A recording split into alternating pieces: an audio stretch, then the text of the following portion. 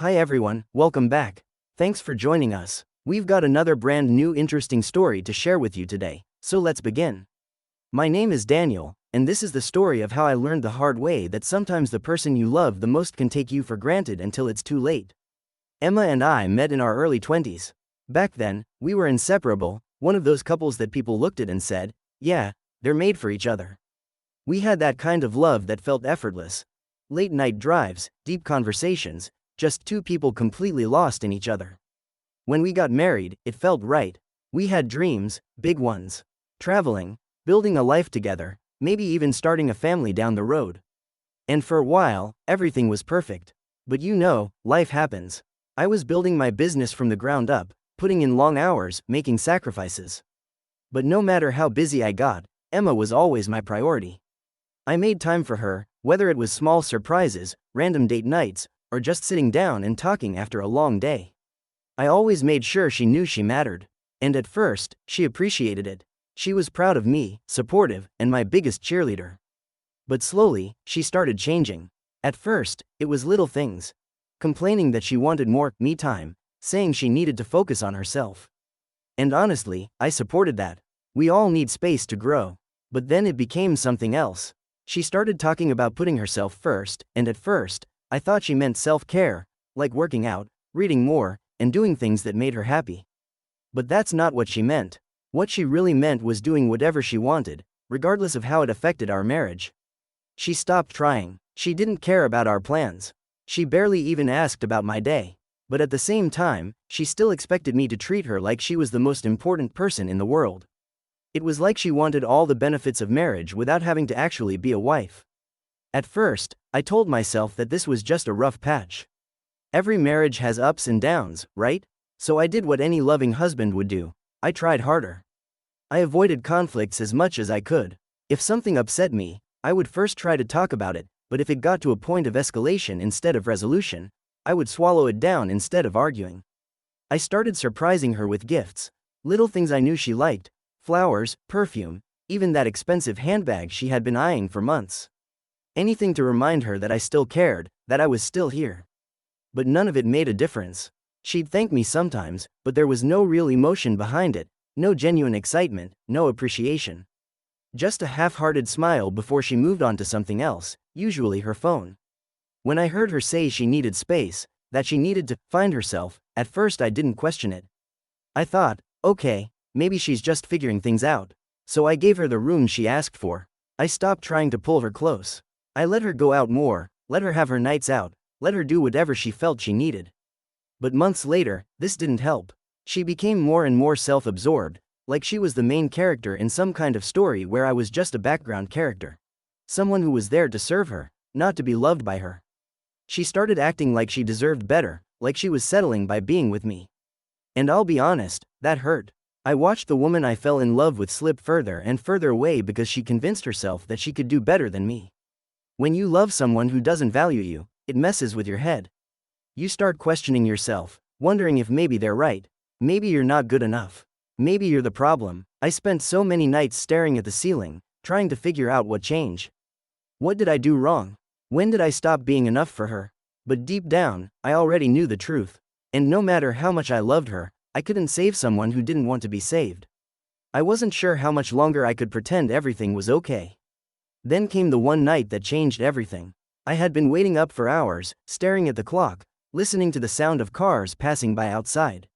It wasn't the first time Emma had come home late, but something about this night felt different. When I finally heard the door open, I exhaled, trying to steady my emotions. I didn't want to argue, I was too exhausted for another fight.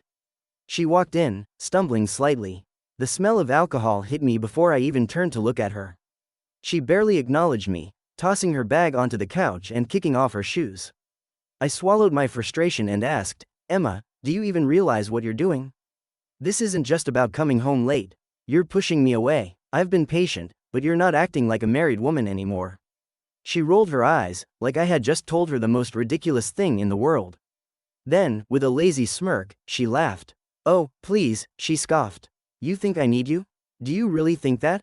Trust me, plenty of men want me. If you leave, I'll replace you the next day. I felt my chest tighten, but I didn't let it show. She wasn't done. She straightened up. I'm done living by your rules. I'm done living by anyone's rules. This is my life, and neither you nor society is going to tell me how to live it. I'm in my main character era now, Daniel. Either deal with it or don't. That was it. That was the moment I knew I had lost her. Or maybe she had lost me. I didn't argue. I didn't yell. I didn't beg her to see reason. What was the point? She had already decided who she wanted to be, and it wasn't the woman I had married. So I did the only thing left to do. I let her have the life she wanted, and I walked away. The next morning, I searched and made a call to the best divorce lawyer in town. I wasn't interested in dragging things out or making her life difficult. I just wanted a clean break. The legal process moved fast since we had no kids, and I wasn't about to fight over furniture or shared bank accounts. Things were settled without much back and forth. I didn't care about what was fair or unfair, I just wanted out. I didn't even show up for the final meeting. I let my lawyer handle everything. And once the papers were signed, I did exactly what I had promised myself I would do. I disappeared. No calls, no texts, no long emotional messages. I was just gone. At first, she didn't seem to care. If anything, she looked relieved. She convinced herself that this was her fresh start, her chance to finally be free. I saw glimpses of it on social media. Pictures of her out with friends, drinks in hand, living it up like she was celebrating a victory. Her posts were filled with captions about new beginnings and knowing your worth. And for a while, it seemed like she had moved on without a second thought. She jumped back into the dating scene almost immediately. And of course, there were plenty of men eager to entertain her. But something was different now. She wasn't the prize she thought she was. Sure, she got attention, but it wasn't the kind she had expected. The men who chased after her weren't looking for commitment, just a good time. And the ones who were ready for something serious?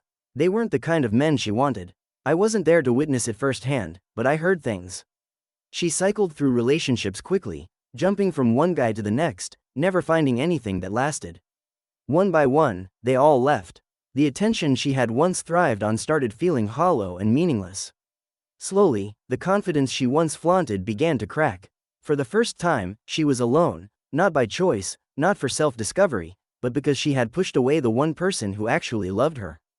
How did I know? Remember, we had mutual friends who still spoke with her. And as for me, I wasn't looking back. After the divorce, I had a choice to make. I could have jumped into another relationship, looking for someone to fill the void. I could have drowned myself in meaningless flings, distractions, and temporary highs. But I knew that wasn't the answer, and that wasn't what I wanted. I had spent too long losing myself in a marriage where I was unseen. Now, it was time to choose me. So I did. I threw myself into my business as a way to rebuild. I put my energy into growing what I had built from the ground up, making it stronger and expanding it further. Work wasn't just work anymore, it was a reminder that I was capable, that I had a purpose outside of being someone's husband. Slowly, I started seeing results. My business took off in ways I never imagined. And for the first time in a long time, I felt like I was in control of my life again. At the same time, I focused on my health, both physically and mentally. I hit the gym because I wanted to feel strong again. I started paying attention to eating better, sleeping better, and taking care of myself in ways I had neglected for years. I accepted that some people will never appreciate you, no matter how much you give. I refused to settle for anything that didn't add real value to my life. I wasn't going to let loneliness trick me into running back to what was familiar or into chasing relationships that weren't right for me. I learned to be alone without feeling lonely. I became comfortable in my own company, something I hadn't felt in a long time. Slowly, I flourished, and that, more than anything, was my greatest win. It had been years since I last saw Emma. That day, I was just running errands, picking up a few things from a department store, when it happened. I turned a corner, and there she was, Emma, standing just a few feet away, holding a shopping bag, staring at me like she had seen a ghost. For a second, I almost didn't recognize her. She still looked good. She always took care of her appearance. Her eyes scanned me. Daniel, she finally spoke, her voice unsure, almost hesitant. I nodded, offering a polite smile. Hey, Emma, been a while. She let out a nervous laugh, tucking a strand of hair behind her ear.